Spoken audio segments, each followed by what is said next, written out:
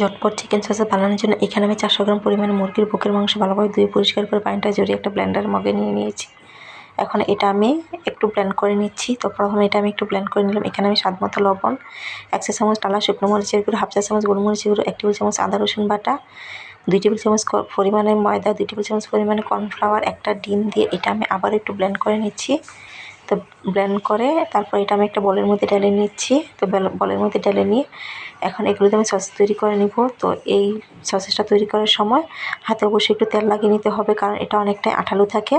তো হাতে তেল লাগিয়ে এটা আমি প্রথমে একটু লম্বা করে তারপর একটু বোর্ডের মধ্যে নিয়ে একটু সমান করে এগুলো আমি বানিয়ে নিচ্ছি। তো এগুলো বানিয়ে আপনারা চাইলে ফয়েল পেপারের মধ্যে মুড়িয়ে তারপর এটা আমি সেদ্ধ করে নিতে পারেন। তো আমি এগুলো আজকে স্টিমের মধ্যে স্টিম করে নিব। তো আমি একটা রাইস কুকারে স্টিমের মধ্যে নিয়ে নিচ্ছি। তো সবগুলো আমি একইভাবে বানিয়ে নিচ্ছি। তো আমার এগুলো বানানো হয়ে গিয়েছে। এখন আমি রাইস কুকার পাতিলের মধ্যে পানি ফুটতে দিয়েছি। ফুটন্ত পানির উপরে এগুলো দিয়ে ঢাকনা দিয়ে ডেকে আমি 10 মিনিট অপেক্ষা করছি। 10 মিনিট পরে আমি ঢাকনাটা উঠিয়ে নিচ্ছি।